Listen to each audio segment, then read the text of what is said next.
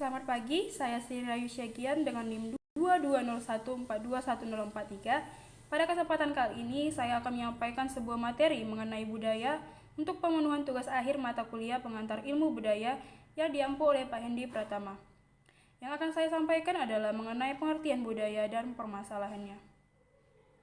Pengertian budaya sendiri adalah cara hidup yang terus berkembang dan dimiliki baik individu maupun kelompok. Budaya yang terbentuk dari unsur rumit seperti adat istiadat, bahasa, karya seni, lingkungan, sistem agama, dan politik tentu mempengaruhi pola perilaku, sudut pandang, dan aktivitas manusia. Seperti halnya menurut William Haviland, budaya merupakan sebuah peraturan dan norma yang dimiliki bersama oleh sekelompok anggota maupun para anggota masyarakat, di mana apabila dikerjakan oleh orang-orang tersebut, maka akan melahirkan suatu perilaku yang dipandang layak atau pantas diterima oleh semua masyarakat. Karena itulah, saya menyebutkan bahwa budaya mempengaruhi pola perilaku, sudut pandang, dan aktivitas manusia, karena manusia sebagai makhluk sosial terkadang membutuhkan validasi benar atau tidaknya perilaku mereka. Selanjutnya mengenai bagaimana budaya mempengaruhi kehidupan manusia, baik secara umum maupun secara khusus. Budaya dapat mempengaruhi kehidupan manusia akibat adanya interaksi antara manusia maupun partisipasi mereka dalam kehidupan bermasyarakat, sehingga mereka saling berbagi budaya secara tidak sadar, kemudian membentuk faktor-faktor yang mempengaruhi kehidupan mereka.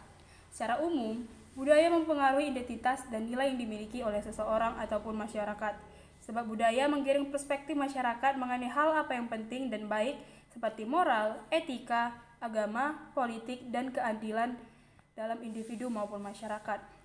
Karena itulah adanya juga norma-norma yang mana merupakan bagian dari budaya, mengatur pola perilaku manusia, dan menetapkan mana yang benar dan mana yang salah. Dengan begitu, bagaimana kita berbahasa, bertindak, dan berekspresi akan ikut juga terpengaruh.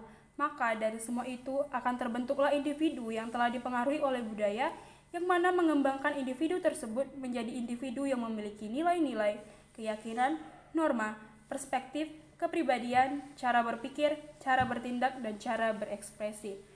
Kemudian, secara khusus, budaya mempengaruhi bahasa dan komunikasi melalui interaksi aktif antar individu maupun kelompok masyarakat.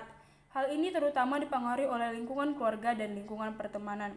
Bagaimana kita berkomunikasi tentunya dipengaruhi oleh komunikasi dengan keluarga maupun yang orang-orang terdekat. Tak hanya itu,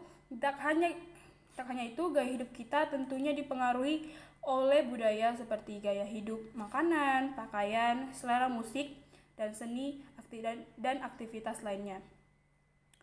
Pembahasan selanjutnya adalah bagaimana budaya menimbulkan kesalahpahaman. Kesalahpahaman budaya terjadi karena adanya perbedaan budaya dan nilai-nilainya.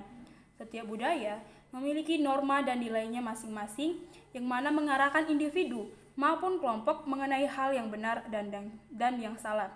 Faktor-faktornya adalah seperti komunikasi nonverbal dalam bentuk gerak tubuh dan ekspresi, kemudian bahasa dan kosakata yang berbeda, dan juga perspektif budaya yang berbeda. Contoh kesalahpahaman budaya misalnya pertama seperti kebiasaan, di mana di Jepang kebiasaan makan yang sangat ribut dianggap sopan, sementara di Indonesia hal tersebut adalah hal yang salah.